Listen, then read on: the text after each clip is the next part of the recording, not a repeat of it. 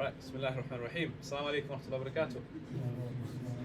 اشرح لي صدري ويسر لي امري واحلل عقدة من لساني يفقهوا قولي الحمد لله رب العالمين والصلاة والسلام على رسوله الكريم وعلى آله وصحبه أجمعين وبعد. Okay, inshallah, let's get into it. Everyone can hear me clearly? Yeah, sisters, brothers at the back? Can hear me clearly? Yeah, awesome. Alright, cool. Bismillah. Okay, welcome everyone. My name is Shabbir. I will be, inshallah, leading this session, loveology, everything to do with love, marriage, relationships, okay? Show of hands, who here is married? One brother?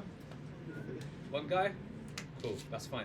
I've got the right audience then, because if you're married, a lot of this stuff doesn't apply to you. Most stuff anyway. If you're not married, then it does apply to you, right? So a lot of what we're going to talk about this evening is centered around this. It's always an interesting topic, right? Have you got a mic that works? Oh, that would be perfect then, inshallah. But I'll just quickly explain why this is more relevant to me and why this is like really interesting for me, right? So this is something that I've been doing a lot over the last few years. So last 5-6 years, mainly what I do is I conduct a lot of nikah ceremonies, right? So basically, when someone wants to get married, they need an imam to conduct the ceremony, right? Thank you so much. I'm going to take this off, if that's possible. Bring it closer. Yeah. So a lot of what I do is conducting nikah ceremonies, right? So what that means is couples are ready to get married, they need an imam, travel out, do the nikah for them. So over the last 5-6 years, like myself and a few imams part of the same service, we've done about 600 nikahs plus. So I think personally I've done about 300 plus nikahs, right? That basically means that more than 300 sets of couples I've worked with, I've spoken to, and you know, I've learnt a lot from them, right? So 5-6 years, been doing that, lots of different couples, Muslim couples, all up and down the country.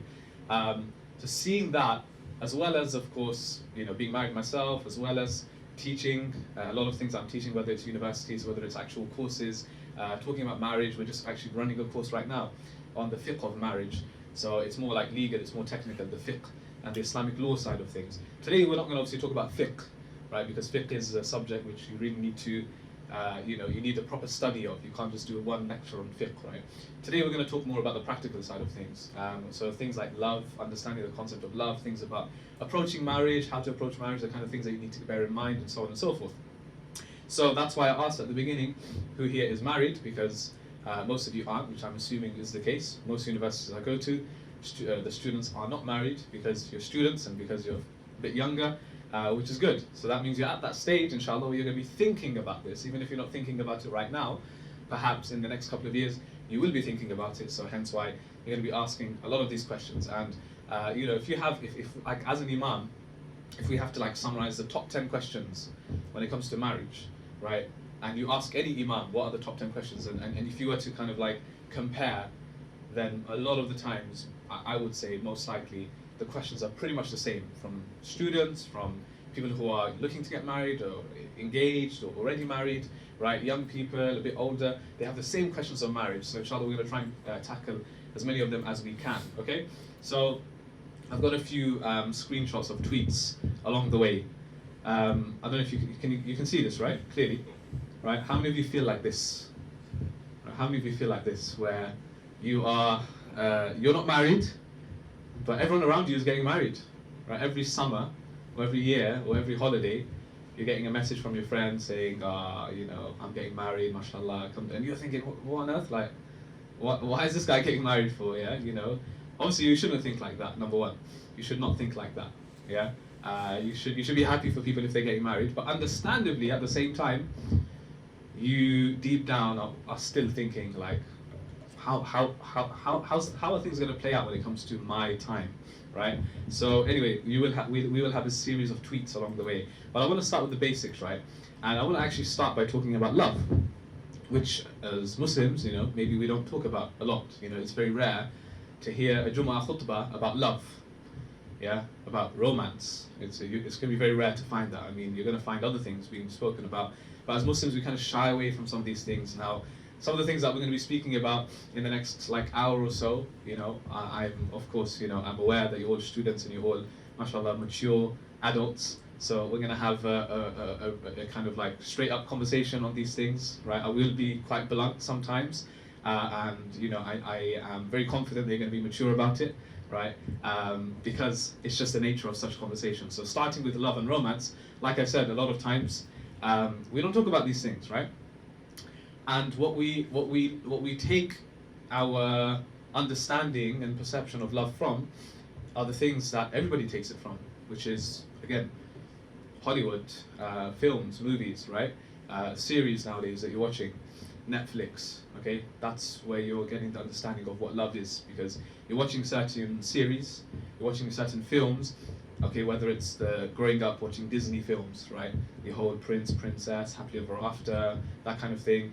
Or it could be nowadays the series, and obviously as time has gone on, unfortunately, with Netflix and Hollywood and all of that, things have become very, very hyper, overly sexualized as well. So this is the kind of idea we're getting of love and romance, right? So whether it's you're watching Bridgerton or whatever you guys watch, right? You're watching certain series, you're getting an understanding of what love may be, what love is. But obviously this isn't the understanding of love. Well, it might be Bollywood, right? For some of you, it might be social media, right? Social media, on Instagram, TikTok nowadays. You have this understanding, you're getting an understanding of what love is from these people, from these couples that are creating joint accounts on Instagram, whatever, right? And portraying a life that they're living, which obviously, if you ask any of those couples, is that your real life? Most of them will say, no, it isn't. And then you might ask young Muslims, who are you looking up to as like couples, like hashtag couple goals, they call it, relationship goals, right? And you're looking at these couples, which obviously, 9 times out of 10, they're not Muslim, but there's nothing wrong with learning from a non-Muslim if they're, an expert in something. But, along with, as well as not taking it from a Muslim, it's the fact that we just got it all wrong. So you're looking at these couples that are not Muslim, and they're doing things a certain way, and this is how people are getting an understanding of relationships. They're aspiring to be like these couples, right? So that's why we have to start with the basics, right? What is love? What is our understanding of love as Muslims? Is love a good thing? Is it a bad thing, right? You have to start with this. So what is love? It's if you were to define it, it's a feeling. It's an intense feeling of deep affection, right? Affection, you feel something, nowadays they say you're in the feels, right? You have the butterflies in your stomach, right? But remember, love is of different types as well. So obviously the context we're talking about love in the context of marriage and relationships.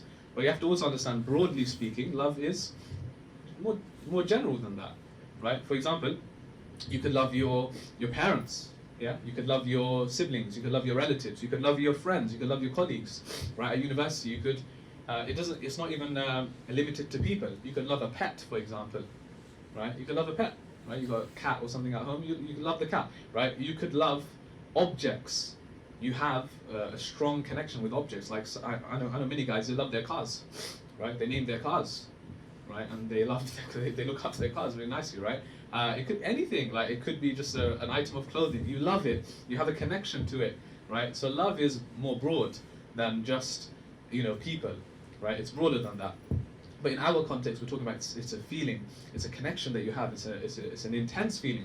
Love is a very strong emotion. You ask anyone who has, quote unquote, fallen in love, or they are feeling love, or they're displaying love to someone, right? It's very strong.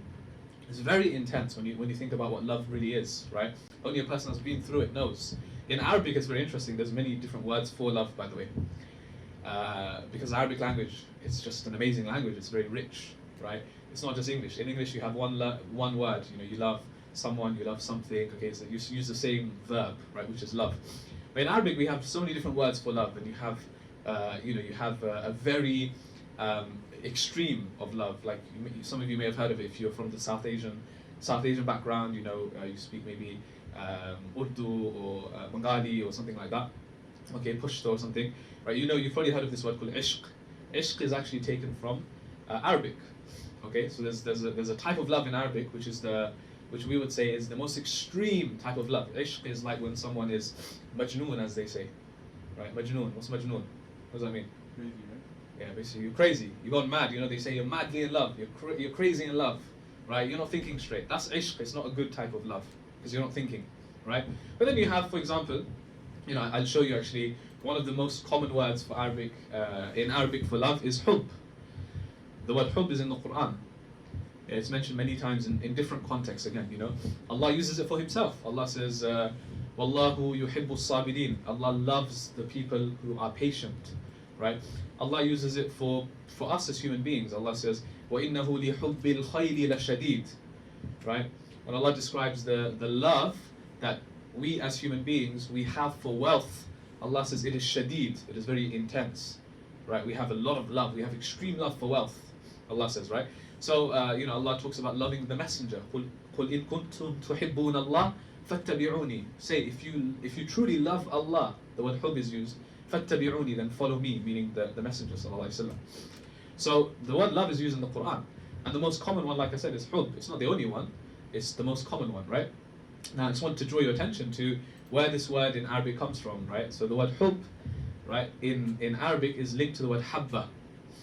The word habba, habbatun, okay, in Arabic is also in the Quran, the word habba, which means a seed. Allah says, مَثَلُ الَّذِينَ يُنْفِقُونَ أَمْوَالَهُم فِي سَبِيلِ اللَّهِ كَمَثَلِ حَبَّةٍ. Those who, the example of those who spend in the path of Allah is the example of a seed, Allah says, right? And Allah gives the example of how that seed, it grows and it multiplies. That's how the charity multiplies. So that's the word habba. So what's the link between the word hub and habba? They share the same root in Arabic, right? So some of the scholars and linguists, they say that think about what a seed does first and foremost, right? Firstly, a seed, you take that seed, right? And you can't, for example, if I was to take a seed and I just left it on the table here, or I left it on the chair there, is anything going to happen to that seed? Absolutely not. Nothing will happen to that seed. You have to take that seed to a particular place, like outside into your garden, right? And even if you just put it on the garden, you left it there somewhere, again, nothing's going to happen. You have to basically plant that seed very deep into the ground, into the soil, into the earth, right? It's very deep. Something was very deeply planted, right?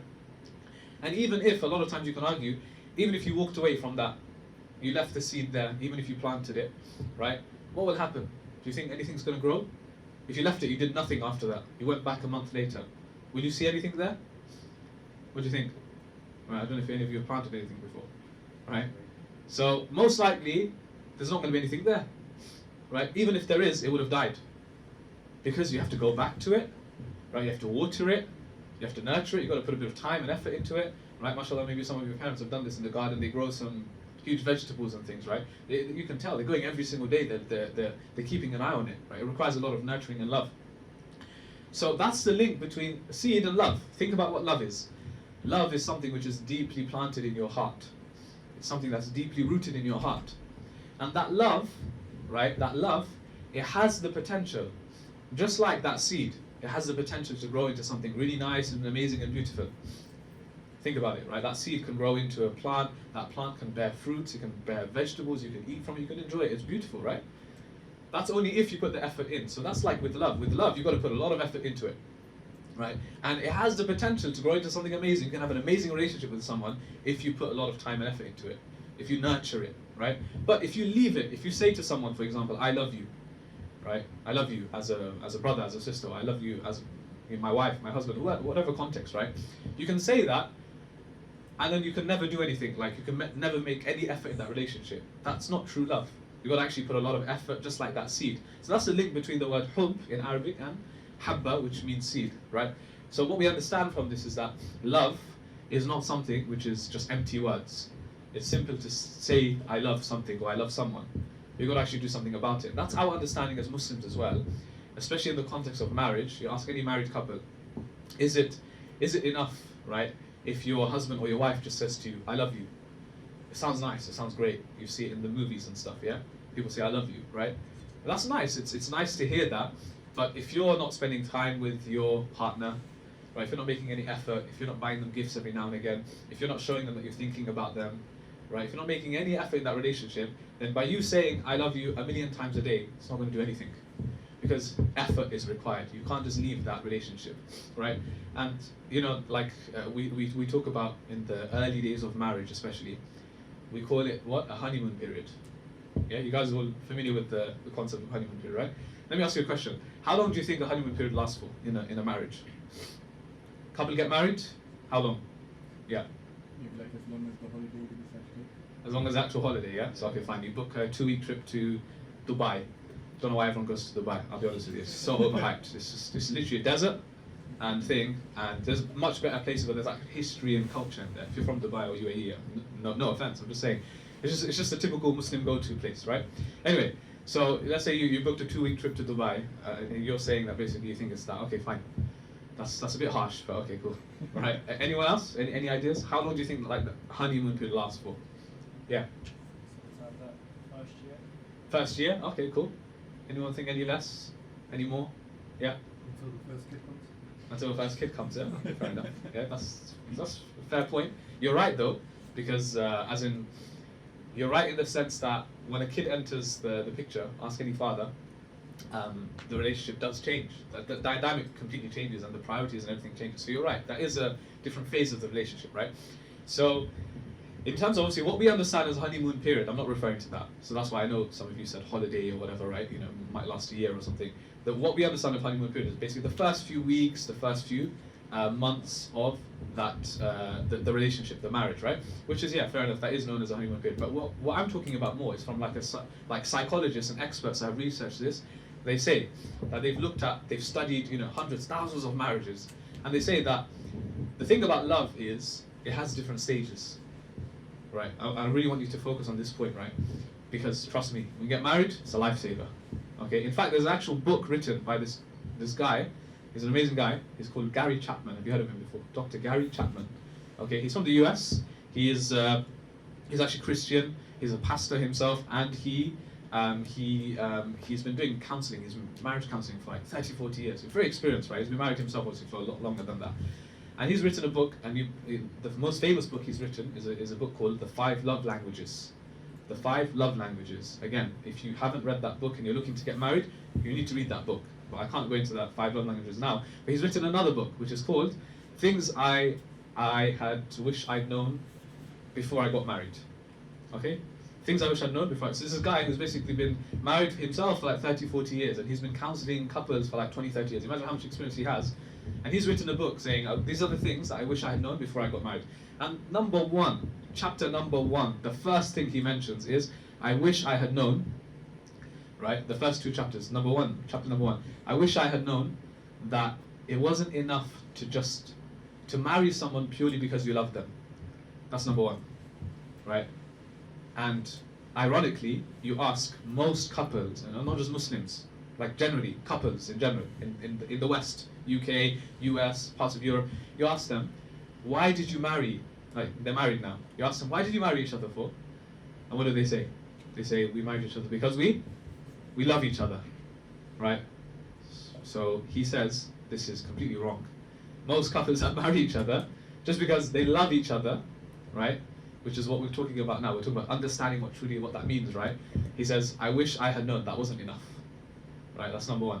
Chapter number 2, the second thing he says he wished he'd known is that love has stages.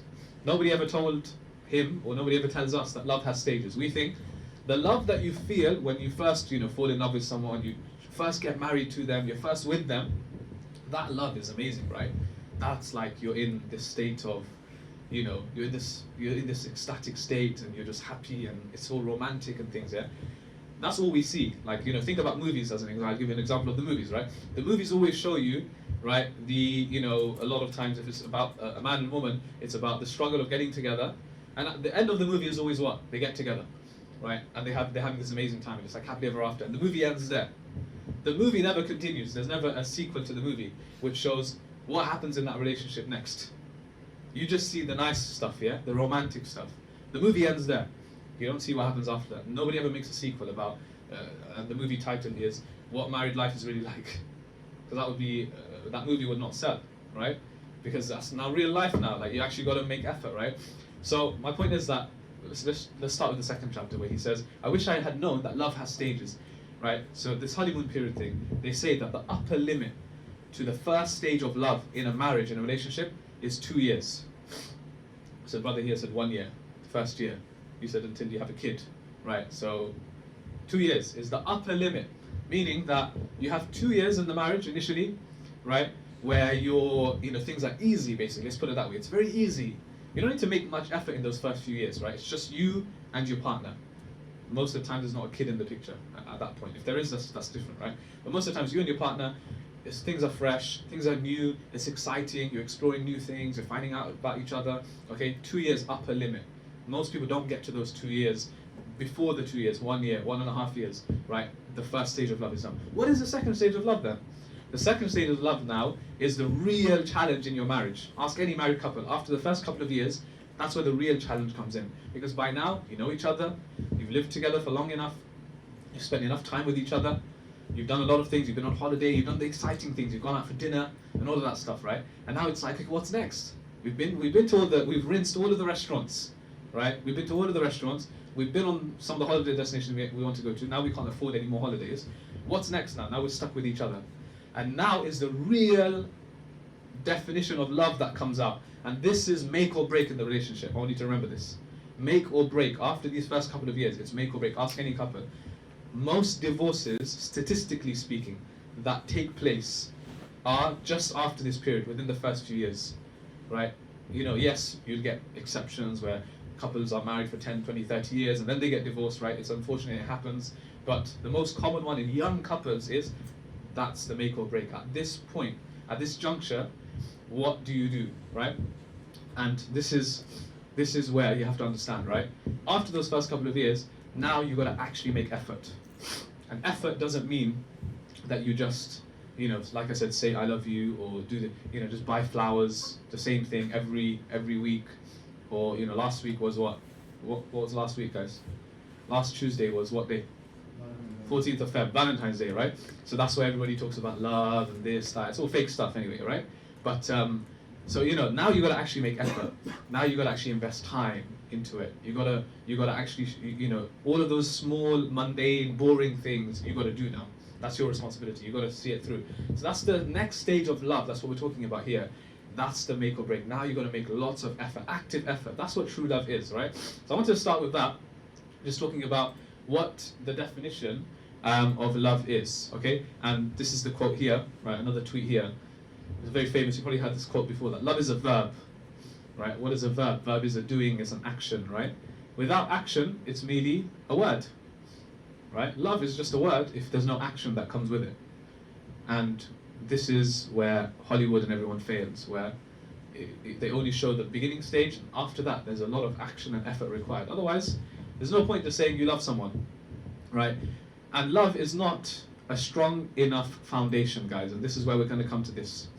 We said, biggest mistake you can make, number one, Dr. Gary Chapman, he says, and many other people, they say, that I got married to them because I love them. Don't make that mistake. Now, is love a bad thing? Like I said already, it could be bad, it could be good. It could grow into something beautiful, right? Or it could be bad for you.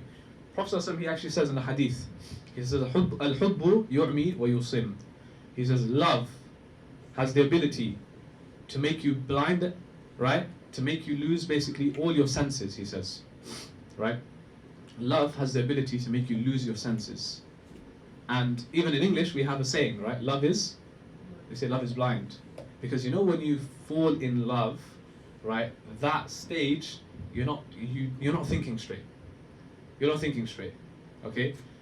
And again, let me give you a separate example. Before we talk about someone, let's talk about something. Let's talk about an object, right? So the example I always give is you're in a shopping mall, right? You're walking past. Obviously, it's a shopping mall. It's a huge shopping center. You're walking past lots of shops. So let's say you're on the floor where there's all these like, you know, Top Man and whatever, right? All of these H&M and things, right? As you're walking past, you see, for example, you want to buy a new coat, you want to buy a new pair of shoes. You see on display the pair of shoes that you really like, or the coat, the jacket that you really want, whatever, right? Now what happens at that point? When you see it, right, you immediately feel an attachment to it, and you want to buy it. You have this feeling that I need to buy that thing. And your friends might be even telling you, right, whoever you're with, your family, they might be telling you, don't buy it. Why? Because trust me, it's too expensive. You can't even afford it. You've got £30 in your bank account, that thing costs £120, how are you going to do it? But you are determined to buy. You will take out a loan at that minute. You will borrow some money at that point. You will do whatever it takes because you want to buy it, right? What happened? You saw it, and this is where it begins with. It begins with the eyes. It begins with the eyes, right? You see something, and the scholars say, and this is backed up by science and psychology and everything, right? They say that the eyes are scouts for the heart. You see something, it immediately sends signals to your heart. You see something that you like, you see something that is pleasing to you, you see something that's attractive to you, it sends signals to your heart. And now you're feeling something, right? It's building up now. You feel an attachment now, you feel a connection immediately. You feel a connection immediately. So just like with that object, with the item of clothing, you feel a connection, you want to go buy it, right? Now imagine a person. There's no love stronger than the love that you feel for a person. No love can break that, especially if it's someone that you're, we're not talking about love now for family members, we're talking about love for someone, you're physically attracted to them, and you want to actually marry, you're considering marrying this person, you have feelings for them. There's there's no feeling that is stronger than that at that point. No feeling that's stronger than that. At that point, all these thoughts are gonna come through, be running through your mind, right? And this is where Islam comes, not to say you're not allowed to feel that. Islam never says, you'll never find in the Quran or Sunnah anything where it says that you're not allowed to feel love for your husband, for your wife. In fact, Allah says in verse 21, Surah Al-Rum, He says what? وَجَعَلَ بَيْنَكُمْ مَوَدَّةً وَرَحْمَةً. Yeah, Allah says, when He talks about the husband and wife, He says, Allah is the one who placed between your hearts mawadda wa rahma, love and mercy. Mawadda is love, right? Affectionate love.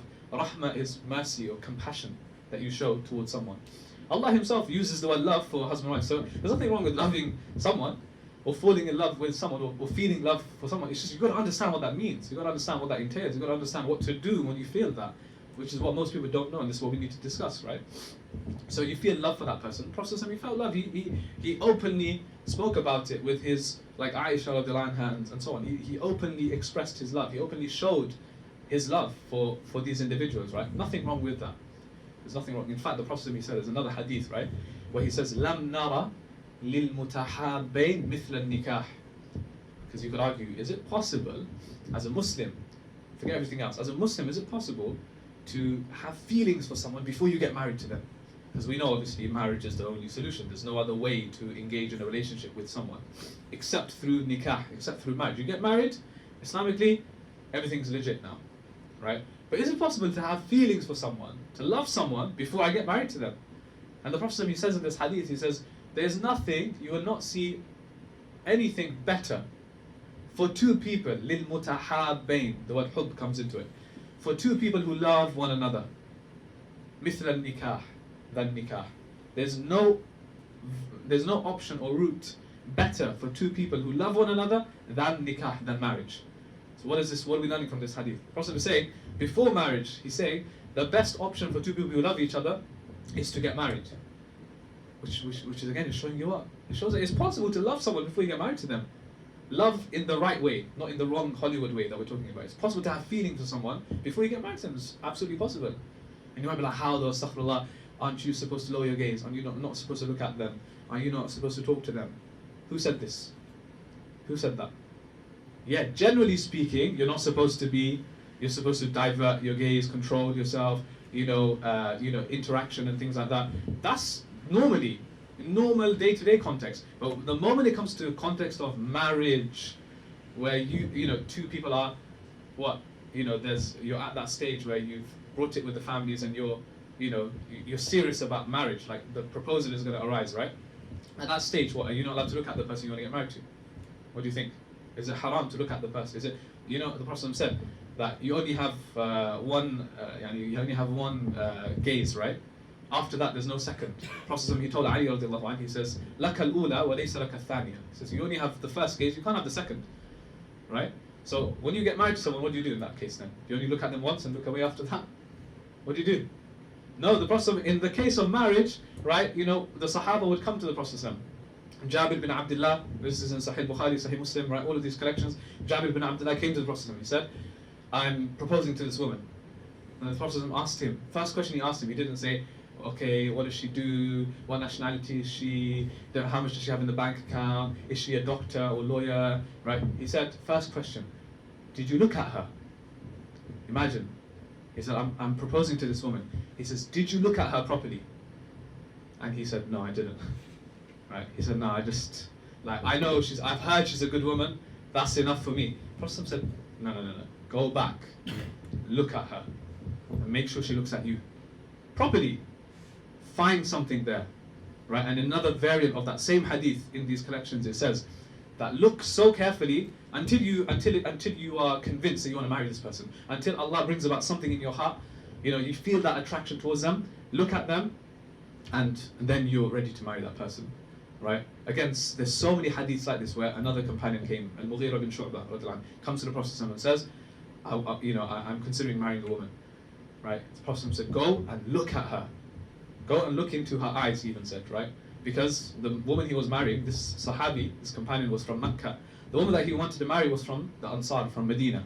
So the woman of Mecca, woman of Medina, slightly different. They look a bit different, you know, just like you go into people of different nationalities. They don't look all the same, do they? They look very different. So because of that, Prophet saying, you know, the woman you want to get married to is different to the woman that you're used to. So go and look at her, look into her eyes even, because the women of the Ansar, they have something in their eyes, something about them in their eyes. Look into her eyes, right? Prophet is telling the Sahaba, go and look at them, because you know why? The rulings of first gaze, second gaze, third gaze are completely dropped when it comes to marriage, when it comes to the proposal stage, when it comes to the official talks that are taking place. Again, I'm not talking about, you know, you're generally interested in getting married, so you're just randomly going onto Twitter or Instagram and looking at the girl's picture saying, I want to marry her. No, it has to be official, like she knows, you know, the families know, and there's a talk taking place between the two. At that point, you can look at each other, and you can talk to each other, of course, with boundaries, with correct etiquettes. Of course, some people say, in Islam, how do you get to know someone? How do you get to, we're going to come to that anyway, how do you get to know someone? We'll come to that, right? Well, you think in Islam, there's no way that you can get to know somebody, that you have to marry them without ever speaking to them, ever. You think that's how it works? That's not how it works, right? Islamically, you think you can never talk to the person you want to marry and have no idea what they're about, and only find out who they are after you get married to them. It doesn't work like that, right? In some cultures it might. Culturally, there might be some cultures where it's completely normal. You marry someone without ever talking to them. You just see them once, khalas, your family do the rest for you. Some cultures, if that works for you, if that floats your boat, no problem.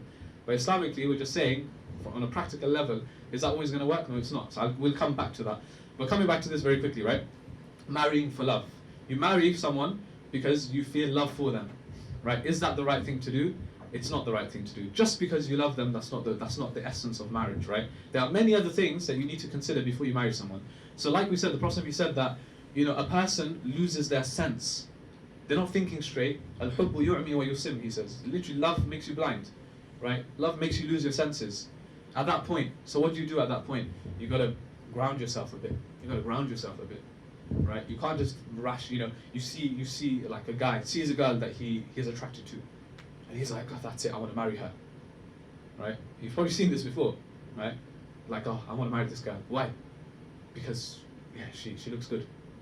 So do you know her name? Do you know where she's from? Do you know family? No. That's it. I've made my mind up. Chill out, man. Calm down, bro. Right? Go fast for a few days.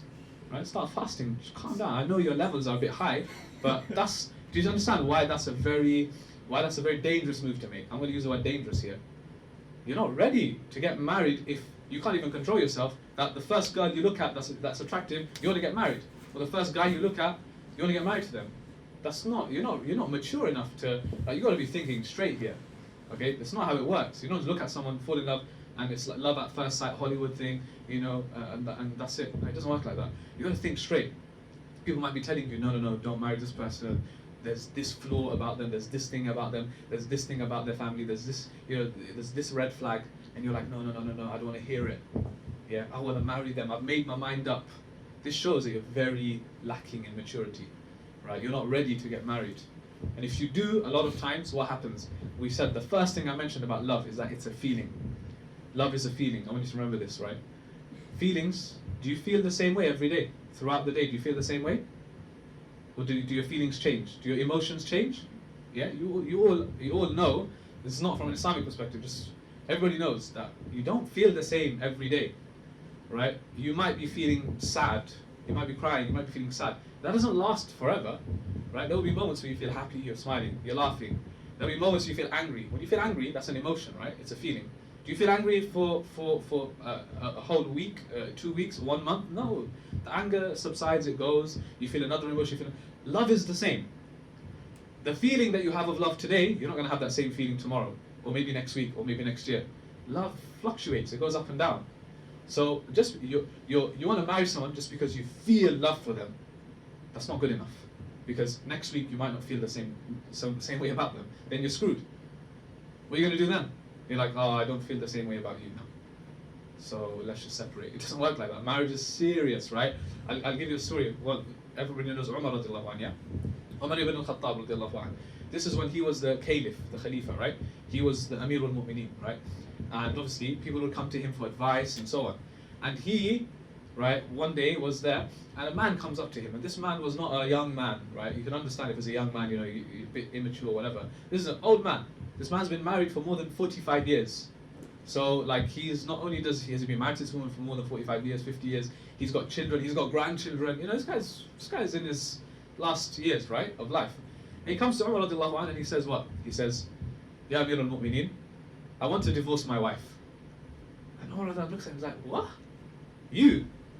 Why do you want to divorce your, like, there must be something really serious going on here. Like, you've been married to her for so long. Why would you want to divorce your wife at this stage for? Like, there's not much left for you. Like, you know what I mean? Like, just to be blunt. He says, yeah, I want to divorce her. He says, what's the problem? Why?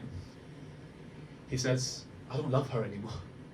That's his reason. He said, I don't love her. I don't feel love for her anymore. And Umar radiallahu anhu, he was so upset when he heard this. And he says, the famous saying is, he says, does every household, does every marriage have to be founded upon love? Does every marriage and household have to be founded just on love? Is it just love that keeps a marriage going? He says, فَأَيْنَ الرِّعَايَ وَالتَّذَمُّمْ. He says, what happened to loyalty? What happened to caring for one another?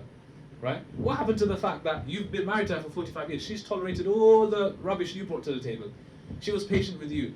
She's been loyal to you. She's helped raise your children and so on. What happened to all of that?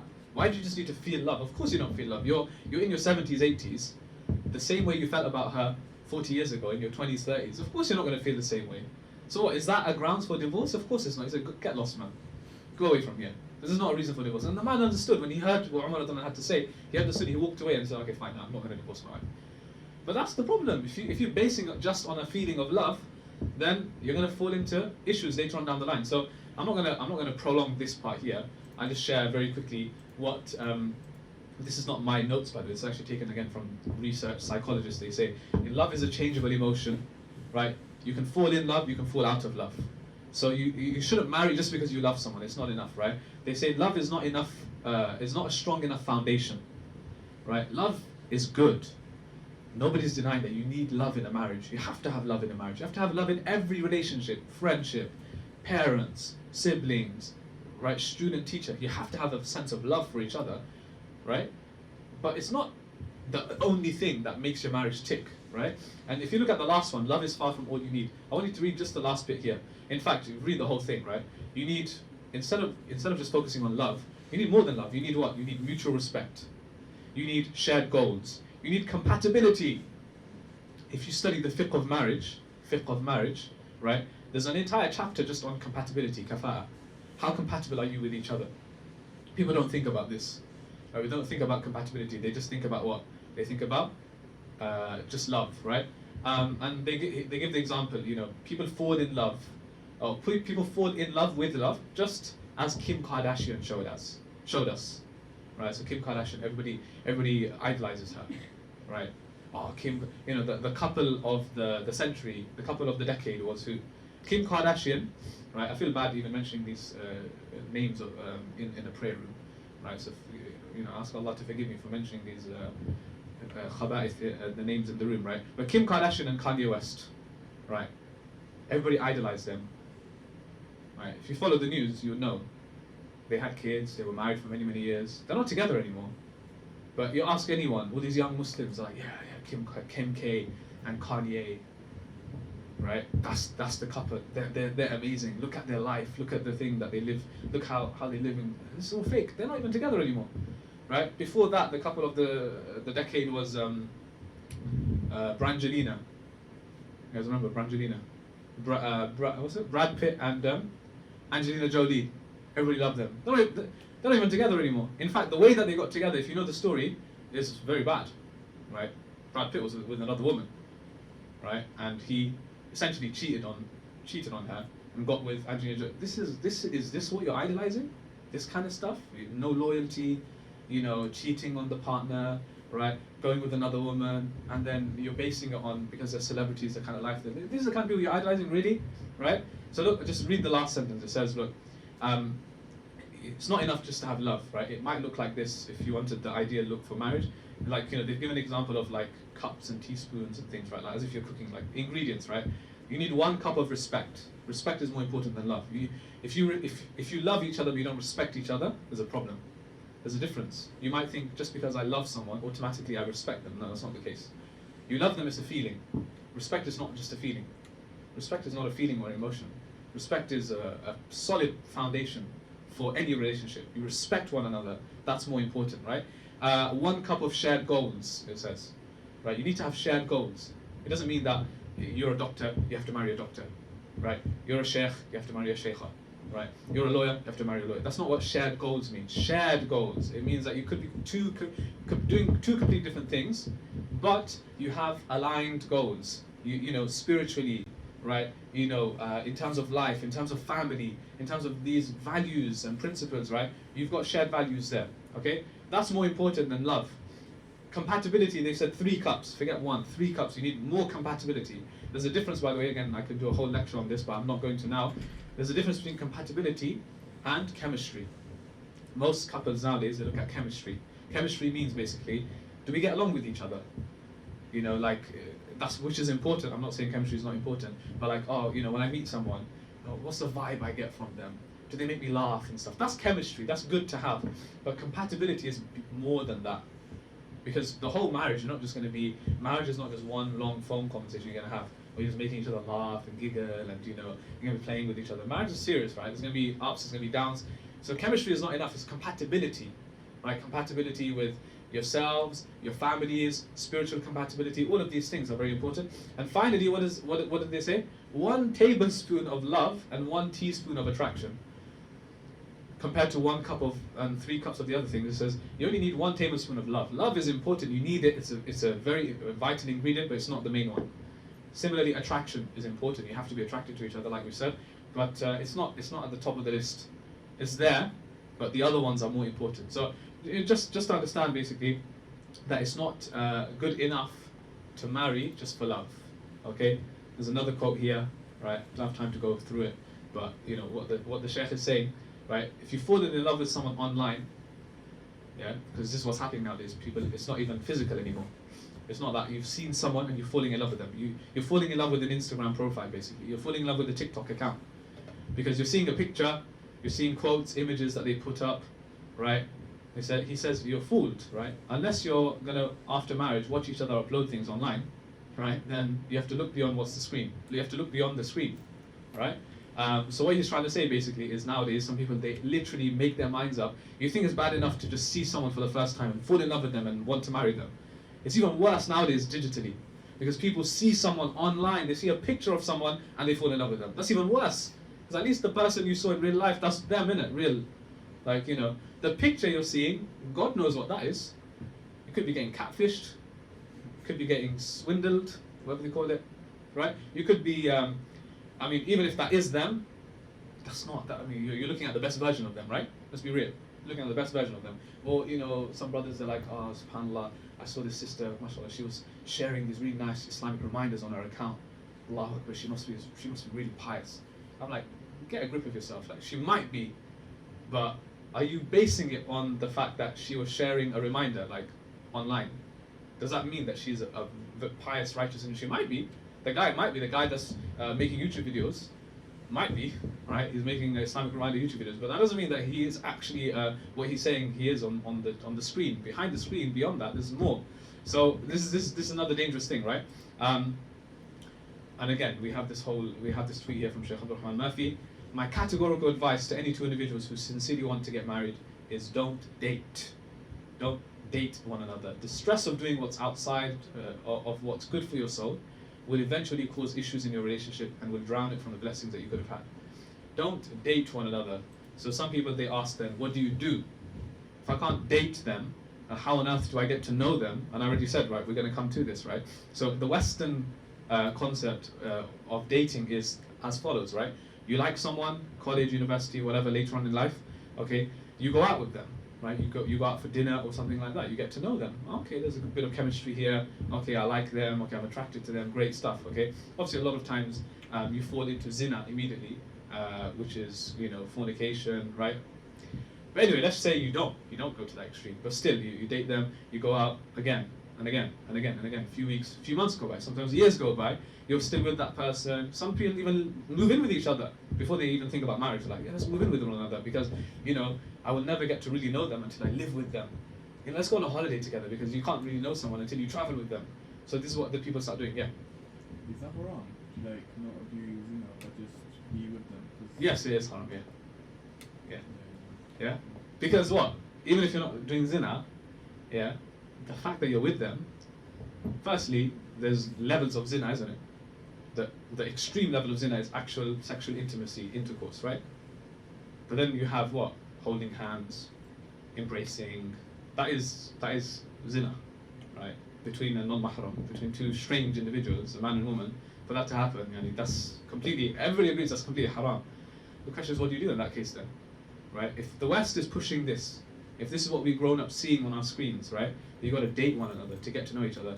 Let me tell you that this whole thing, you can debunk this whole dating thing, right? Dating is the worst way of going about it.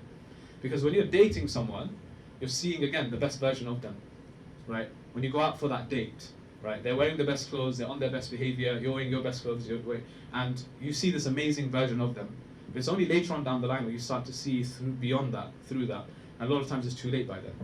So you could argue the same thing about marriage, that surely how would you really know someone, right, until you marry them? Well, there's ways. But yeah, you're right, 100%. I would be the first to say, you will never truly know someone until you actually marry them and live with them and whatever, right? But there's ways of gauging things in a much more clever way than dating. Dating is not the way forward. From a religious point of view, obviously we know it's haram. Right? We know it's haram. And the other problem with dating is what? You don't like this person, what happens? You move on to another person. You go out with that person for a few months, okay, you break up there, you move on to the next person. Right? What are you doing at this point? Spiritually, I don't need to talk about spiritually. You guys know the deal here. It's not allowed. It's not legit. Okay? So spiritually, of course, it's haram. It's draining everything away from your spiritual life, blessings, all of that. Let's talk about it just from just a realistic point of view here, from a human point of view. What you're actually doing is you're giving a piece of yourself to every person as it comes along. Giving a piece of yourself to that person, a piece of yourself to this person. Emotionally, you're draining yourself. So a lot of people, when they date, right, ask people who have dated multiple times, okay, by the end of it, they don't even want to get married anymore because they've lost trust. And they're like, oh, you know what, all men are the same, all women are the same. I've had 3, 4, 5 failed relationships. Yeah, I don't want to get married anymore. This is what happens when you keep trying things out and doing things the wrong way, right? Eventually, it just takes, you lose sight of what marriage is actually really about. So, again, I asked the question, what do you do in that case? What you do is you do things the right way. You like someone, there's not a problem with that, like we said. To feel something or to desire something is not a problem, right? Even if you could argue, what if I like a girl that I just met? That's not bad. That's not a bad thing in and of itself. It depends what you do next now with it. You ask her out, you go out on a date and you do whatever, that's wrong. That's where you're penalized, that's where you're punished, that's where you're held accountable. But you like someone, that's natural, because Allah created us like that. To cancel that means to cancel yourself as a human. You have to have feelings for someone, because that's natural, that's just the way it works. What you do next is thing. So, obviously, number one, you have to ask yourself, am I in the position to get married? Because a lot of times it's like, again, you're not thinking straight, right? If you're in a position to get married, you're ready to get married, okay, and you're in that position, and we'll talk about that later, what do you do then is, let me tell you, okay, I can't tell you what to do. This is the funny thing. This is the funny thing about this discussion here. I can't tell you what to do because there's a million ways of going about it. Depending on your culture, depending on where you live, depending on so many different circumstances and family and all of this, yeah. I can't tell you what exactly to do, what steps to take, because it might work for one of you, for the rest of 50 of you here, probably doesn't work, right? So I can't tell you what to do, but let me tell you what not to do. Let me tell you what not to do. I've already said number one, don't start dating and going out and whatever, right? We know that. Number two, here's not what to do. Here's what not to do, sorry. Okay, which is very common. Okay, I go up to her and I ask her for her dad's number.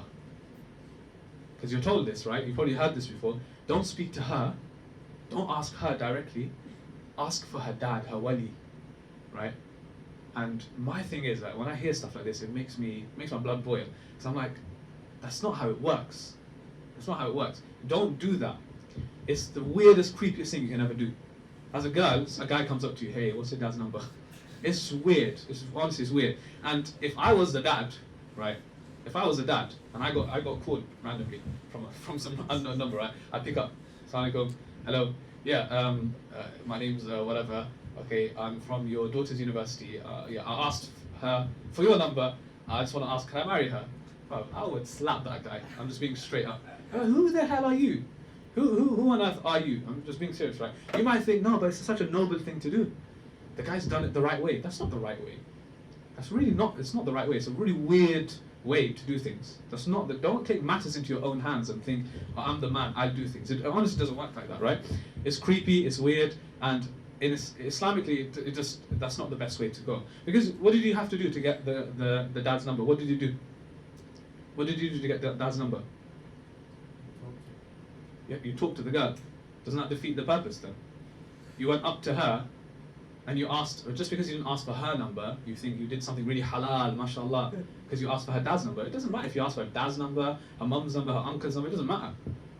Like, you're speaking to her, you're clearly, I mean, nobody asked for her dad's number except for one reason, right? Okay, so that's one element there. The other element is, why are you even asking, firstly, that question? Why are you going up to her and asking that? Because it's coming down to the fact that, why are you so prepared to marry this girl based on what?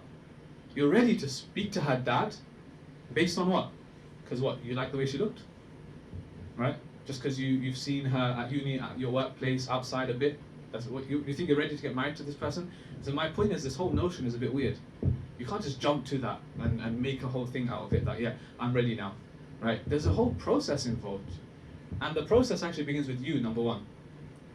The process begins with you. And I always say this in everything, and nobody likes to hear this, because everybody wants to hear about what's next. How do I get married? But nobody talks about phase one, process one, you. Are you ready to get married? What are you looking, everybody talks about what are you looking for in a spouse? But nobody asks the question, what am I qualified to be a good, suitable partner for someone else? Are you with me here? Yeah? Nobody asks this question. Am I going to be a good partner? No, you always ask, what can I find in a good partner myself? So everybody's thinking about the other person, nobody's thinking about themselves. This is mistake number one you can make before you get married. Is just think, I need to find someone who's this perfect perfect individual, but you're not perfect yourself. I'll give you an example. In some cultures they have this whole business of CV, exchanging CVs. Have you heard of this before? Right? You send a bio data, a CV. Okay. I'm not gonna stand here and criticize that. It's actually very effective. If you don't like it, that's up to you. Right? If that's not your cup of tea, then go drink coffee. Right? But I tell you what, hundreds, thousands of marriages have worked out like that. I know family, friends that their marriages worked out. It worked out very well. Alhamdulillah. MashaAllah, amazing, right? So you can't be here judging, oh, it's so backwards or whatever. No, it still works to this day. I'm not saying it's the only way. I'm saying it's a way, right? So anyway, CV basically is, you have a picture there, your name, where you're from, who your parents are, your background, what your job is and stuff. Brief description. That's just sent around, to someone that a family member might send it to someone that's looking to get married, similar age and stuff like that. If it works out, the families get involved and get the guy and girl involved and stuff. That's how it works, right? So anyway, my point is not about that. It's about, I've seen so many guys, they come and they say, especially I'm talking from a guy's perspective, right? And they write the same. It's like almost as if like every guy copies every other guy's CV. So in the description it says the same thing. I like spending time with family. I like going to the gym. The guy's never been to the gym in his life.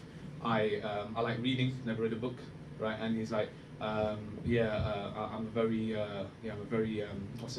approachable guy, and they always add this, I'm looking for someone who is praying 5 times a day, right, and has good family values. It's basically the same thing. It's just like that's one thing I don't like about the thing. It's just so fake, right? It's so thing. But my point is that I've come across guys before. They've written on there, I'm looking for a girl who prays 5 times a day.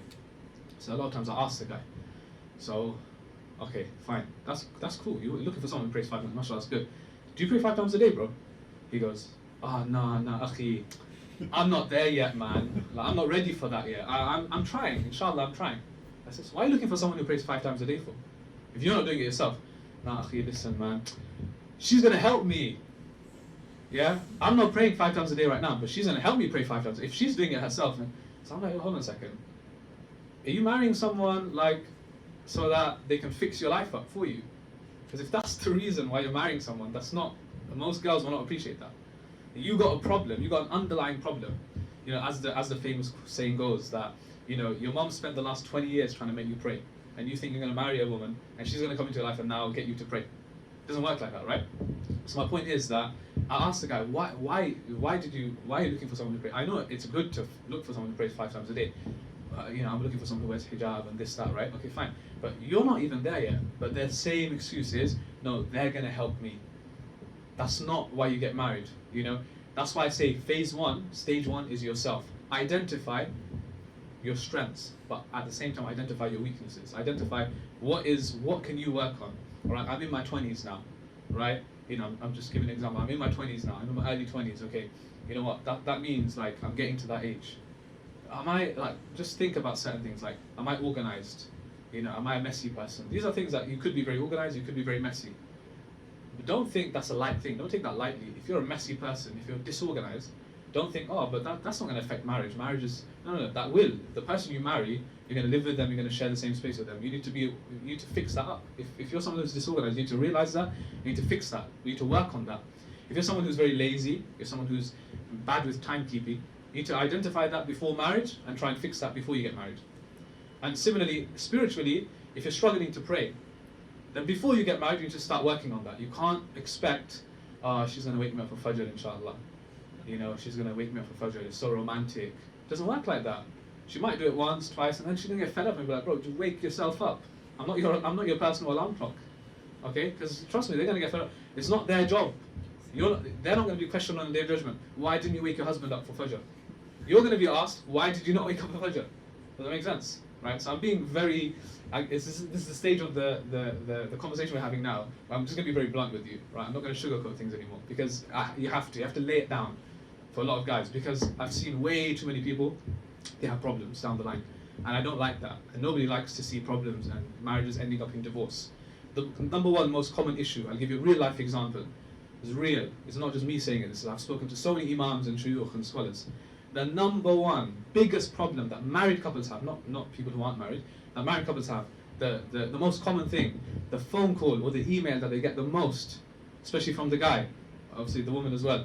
The number one phone call is, Assalamu alaikum, Sheikh, I'm in big trouble. What happened? I gave my wife 3 talaqs last night. I divorced her 3 times. And Islamically, if you know Islamic law, you know that 3 is the limit. You have 1, you have 2. And the moment you say the 3rd divorce, khalas, your marriage is done. Divorce goes through, irrevocable. You can't take your wife back. You can't remarry her. You can't do any of that.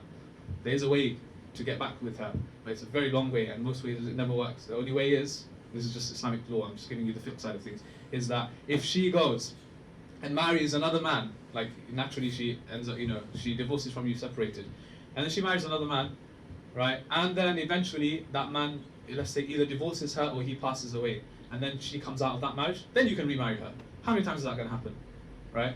So anyway, basically, Sheikh, I'm in big trouble. I gave my wife 3 divorces, 3 talaqs. Okay, so what do you want me to do about it? You did it, right? So why are you calling the imam the next day for and saying, I did it? Fine, so clearly if you did it, you must, that's what you wanted, right? No, that's not what I wanted. So what's the problem then? I said it in anger. I regret it now.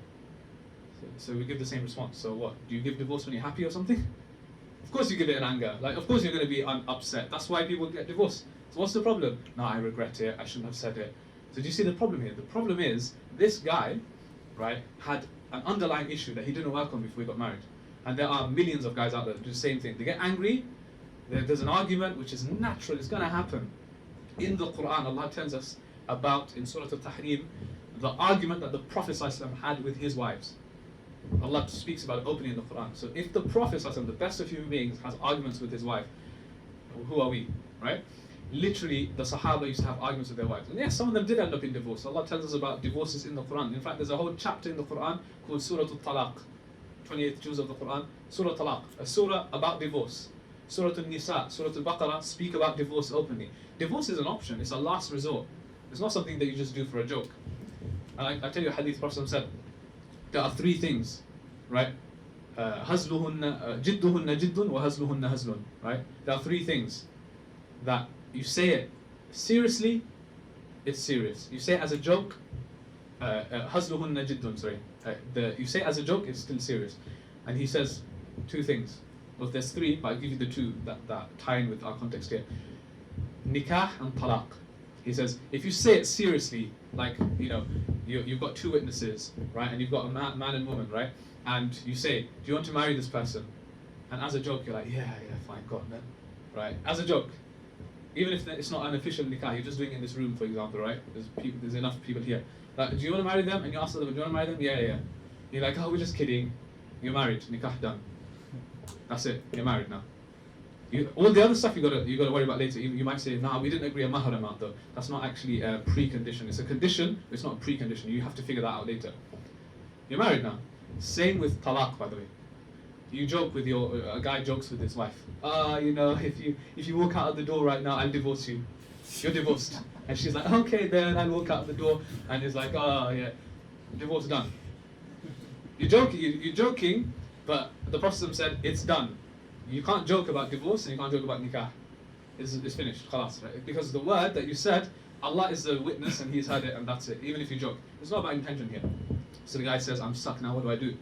Right? I've given my wife 3 talaqs, I can't take her back now, what do I do? It's your fault, mate, right? You got angry, you could have, I'm sorry, I'll come to the question here. I'll just finish this point. You could have said anything else.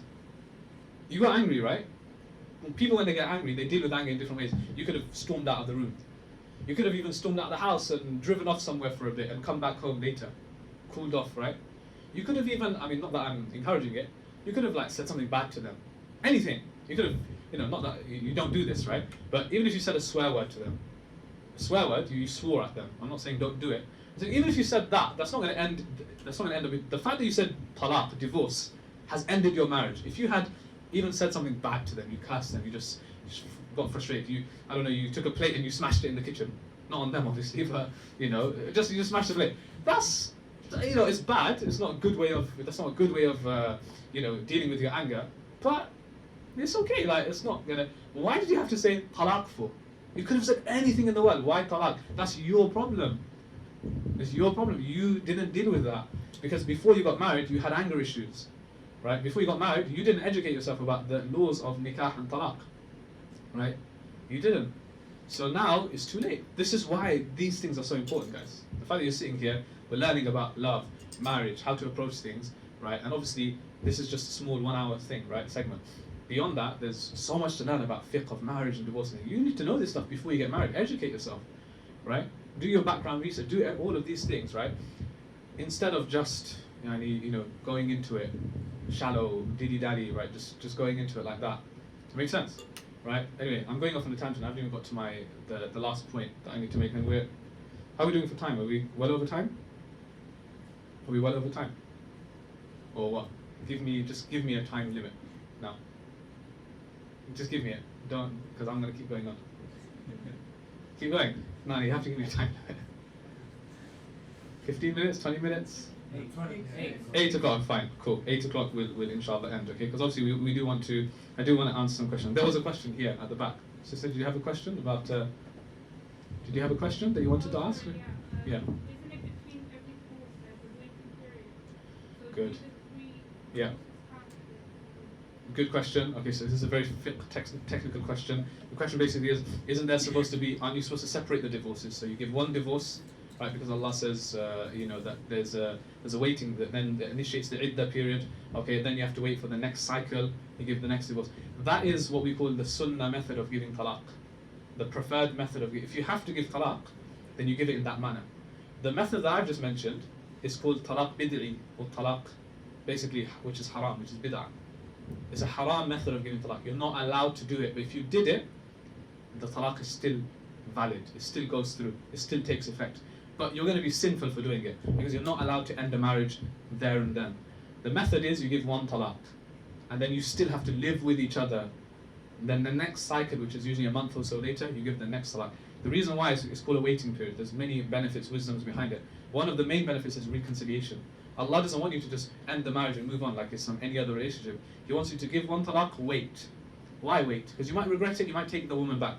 You still have a chance. If you give one, you can take her back. Right? That's the main thing. The wisdom is so that Allah can keep the marriage together. If you give the second talaq the following month, right? But you still have a chance. Allah give you that last window of opportunity. Then if you give the third, khalas, that's it. That's the best, most effective way of giving talaq, right? And the other, by the way,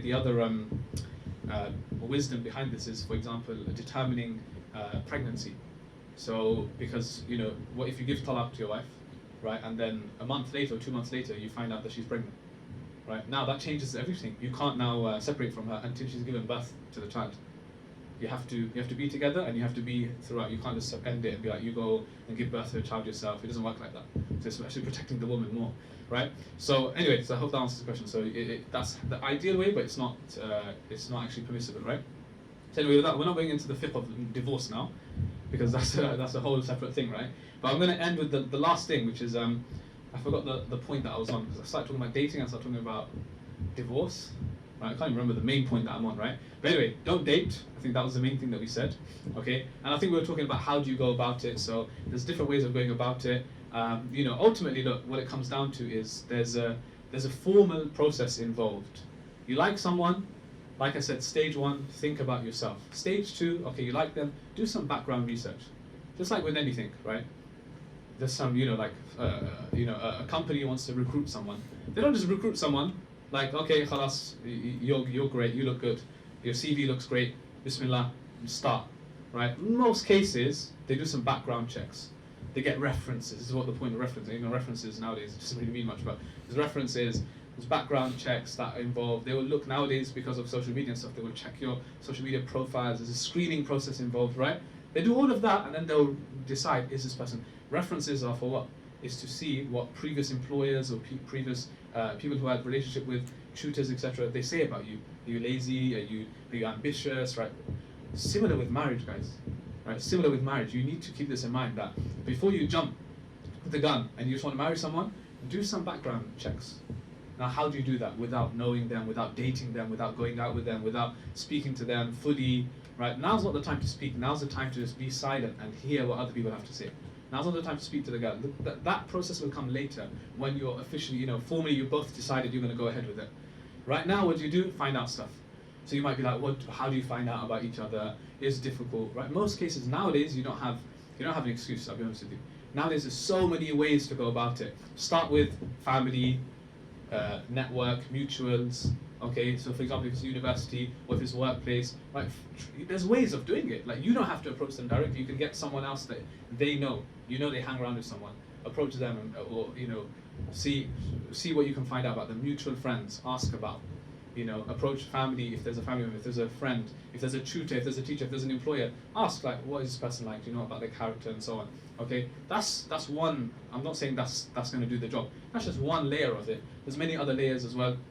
How you can find out. And nowadays, like social media, I'll be honest with you, I personally don't see a problem with, like seeing that person online, as in like searching their name and seeing what comes up, because that gives away a lot. Like, everything might be private and whatever, then you're stuck, right? Okay, private accounts and everything. But what you're trying to do is not find out, like, contact them. What you're trying to do is find out, okay, more about them, or is it giving something away about them, or is there mutual friends that we have on social media that I could contact and find out more about. The best thing to do, if you're in this situation where you can do this, is to approach your family. If you're very serious, you're going to approach your family and say, look, I'm ready to get married. And prior to this, you should have already had that conversation. You shouldn't find someone that you want to marry and then go to your family and be like, I want to get married, because they're going to be shocked. Forget who you want to marry, they're shocked at the fact that you want to get married in the first place. That's a whole conversation in and of itself. Most of the times you already had that conversation. Your family know you're ready to get married. They're looking for you. You're looking for someone like that. Then it's easier. Then you approach them and say, look, there's this person. Potentially, this may work out. This is someone that's caught my eye. If your family are good, and if they're following Islam more than they follow culture and things like that, in the ideal situation, they will help you in that. But I understand that there's many families, many people here that may not. They don't have that connection. They don't have that relationship. The families won't tolerate something like that. The families will be like, no, there's only one way to go about finding someone. It's my way. or the highway. It's not, you can't come with someone. So I understand that they maybe think, that's why I said I can't tell you what to do exactly. I can only tell you what not to do, to give you generic guidelines, right? But approach your family, get them involved, right? It's always best. And this is why families are there in the first place. So the wali, the wali is like a guardian, especially for the girl, right? It's for protection, okay? Because dating, you can go out and do whatever you want. There's no consequences. You can go out, do whatever, and end things there. But when you get into a marriage talk and families are involved, it's a serious thing. You can't mess about. When you know that, for example, from the guy's perspective, her dad is in the picture. He knows, she's got siblings, she's got family. You can't just mess about now, right? You need to either explore it, or if you feel like, no, it's not going to work out, then politely you say to them that, look, this isn't, alhamdulillah, we tried, may Allah bless you, may Allah, I wish you all the best in the future. This is not going to work out between us. Inshallah, we're going to think. That's fine. It doesn't mean you're committed just because you're talking to the family. So get families involved and so on. That's the best way about it, and find out as much as you can beforehand. Then, if you're both happy, that's when you enter the formal process of, you're seeing each other, like families go around to see each other, okay? And that's when you actually get to, talk to each other. A lot of times what families do in many cultures is, they leave you both in a room. Okay, obviously the door is open in the room and things. They're just in the next room, and they let you have a chat, right? They let you talk, okay. And then it depends on other factors. How then maybe you might be like, we want to take this forward even further. Doesn't mean you can only see each other once. You can see each other as many times as you want. You can go, but there's boundaries, there's etiquettes in place. It's not that you can do whatever, whenever, whatever, however you want. There's boundaries and etiquettes in place. If you follow that, you can get to know someone very, very well. Trust me. And then you're praying istikhara, you're making dua, you're getting advice from other people who are already married, your teachers, mentors, friends. You're getting advice from all of these people about what you want to do, right? And then you take it forward to the next step. So anyway, these are just some generic points. I won't even get time to go through this story. This is actually where I spend most of the time. Story of Musa alayhi salam. I wish I could. This covers like everything from gender interaction to communicating, to what you look for in a spouse, to how you eventually get married, right? So unfortunately, I can't go through this because we're out of time, and obviously I did want a chance for like Q&A and things like that. But these are verses in the Quran from Surah Al-Qasas. I just put out all of them for you, just so you can see. I wish I could go through it, but this is the story of Musa alayhi salam pre-prophethood, before he became a prophet. This is the story of Musa alayhi salam in Surah Al-Qasas, right? Where there's a point in his life. He's a young man, right, and he's actually on the run. He has to flee from Egypt. We know that Musa alayhi salam, Prophet Moses, he's from Egypt, right? That's where he was born, and that's where he was raised. Okay, and we know something unique about Musa alayhi salam is that who raised him? Who raised Prophet Moses? Who raised him? Which household was he raised in? Fir'aun, the Pharaoh, right? Again, I can't go into how that happened, but it so happened, Allah decreed that he was going to actually grow up in the house. So this is where the concept of like the Prince of Egypt comes from. He is the Prince of Egypt. He was a prince. He was known as the son of the Pharaoh. That wasn't his dad, but because he was raised by him, he was known as he was raised as a prince. He was raised in the palace of the Pharaoh, right? But anyway, it got to a point where he had to run. He had to flee from Egypt because accidentally he took a life. He killed someone by mistake, and they were ready to just kill him. The authorities were after him, so he had to go into a distant land. He ended up in a place called Madian, Allah tells us, okay? And when he gets to Madian, right, he sees like there's a water well there, there's all of these shepherds, there's all of these men there, and in the midst of all of these men, he sees two women there, just two women, there's no other woman there. There's two women, they look like each other, they're actually sisters, right? And he sees them, and he's wondering what's going on. Like, this is quite strange. Like, there's a huge queue of men with their animals. Shepherds, they have animals, camels and things like that, right? And they're watering them. Basically, they need to, fetch water for them, right? And he's got these women at the back, two women at the back. Nobody's caring for them. Nobody's looking after them. Nobody's, getting water for them.